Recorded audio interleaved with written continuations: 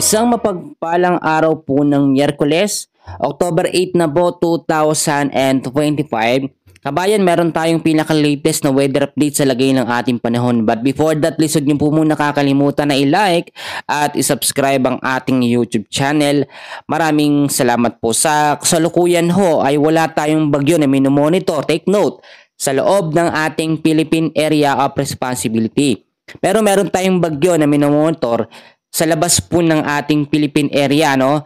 So ito pong tropical depression na ito, sa ngayon po medyo malayo ito, 2,280 kilometers east of Central Luzon po ang kanyang pinakalokasyon at posible pa pong magbago yan sa mga susunod po na mga oras or mga araw. Sa ngayon, meron itong lakas ng hangin na maintain sa 55 kilometers per hour, malapit pa rin ho sa may gitna at bumubugso naman hanggang 70 kilometers per hour. May bilis na kilos po pa northwestward sa bilis na 35 kilometers per hour. So tanong ng ating mga kababayan, eto na nga ba yung banta ng panibagong bagyo o yung susunod na bagyong Kedan sa loob ng ating bansa? Sa ngayon, hindi pa natin yan may consider na susunod na bagyo na papasok sa PAR kasi posibleng lumihis pa yan, no? O hindi pumasok sa PAR, pero may chance rin naman na pumasok sa loob ng ating area.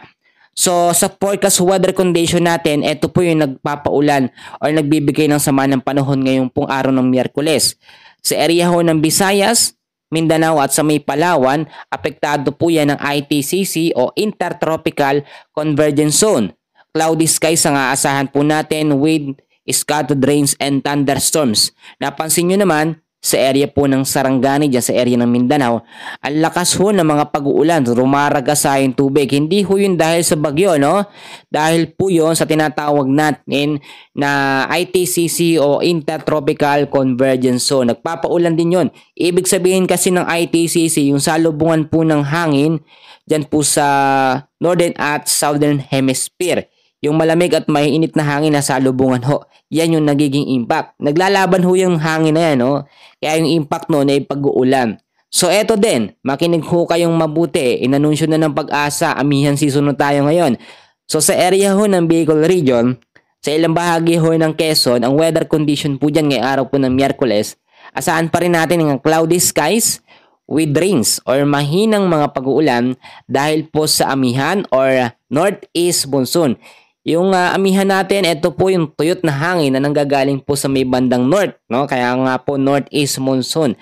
Malamig ito at kung napapansin nyo bandang madaling araw sa may umaga, mga bandang alas 4 hanggang alas 6 ng umaga, malamig yung panahon ho natin, no? Christmas season na talaga.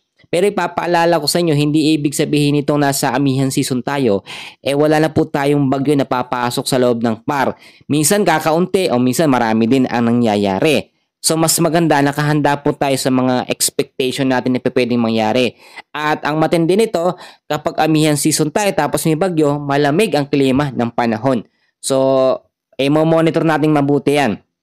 So sa area ho ng Cagayan Valley, sa may Ilocos Norte, sa may Apayao, kasama po ang Aurora. Ang weather condition po dyan ay partly cloudy to cloudy skies with isolated rain showers and thunderstorms.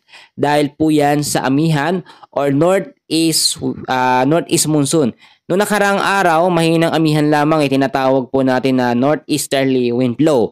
Mahinang ihip lang ng hangin na malamig, no? Pero ngayon nararamdaman na ho natin yan. So sa area ho ng Metro Manila, the rest po ng ating Luzon ay patuloy din po makakaranas ng maulap na kalangitan. Asahan po ang mga isolated rain showers or thunderstorms lalo na ho sa may bandang hapon dahil sa mga localized thunderstorm. Ganun din yung ibang mga lugar na hindi ko nabanggit sa may Luzon, Visayas at Mindanao ay patuloy po makakaranas ng mga thunderstorms bandang hapon. Kapag napansin ho ninyo na medyo okay ang panahon sa umaga sa tanghali, pagdating talaga ng hapon yan, bigla yan magbabago at biglang makakaranas tayo ng mga pag-uulan. So samantalahin natin yung magandang panahon sa umaga, pero may chance pa rin na maging maulap, no? Kaya nga ang tinatawag natin dyan is fair weather, no? Medyo magandang panahon, medyo hindi rin. So nasa fair lamang tayo or nasa gitna. Ganun ho ang magiging lagay ng ating panahon. At yung panibagong tropical depression naman na nasa labas ng ating PAR, Sa ngayon ho, no, take note, wala pa naman itong direktang epekto sa anumang bahagi ng ating bansa. Pero dahil nga po ito ay tinutulak, no, nung dating bagyo, no, yung si Halong, international name. Ngayon nasa Japan na, malapit na, papalayo na ho siya Actually, pa Japan na yung kanyang direksyon at hindi naman ito nakikita na maglalandfall sa bansang Japan.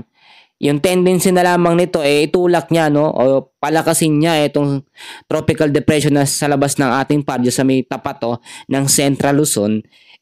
Yung chance na mas lumapit itong tropical depression sa loob ng ating Philippine area of responsibility ay mas tumataas. So, mag-ingat, maging handa tayo sa mga posibilidad na pwedeng mangyari dahil marami pang pwedeng magbago. Sa ngayon, kabayan, yan muna pinaka-latest na update natin. Dito ko natatapusin muna, no? Update ko kayo mamaya muli sa lagay ng ating panahon. Maraming salamat and God bless po sa inyong lahat.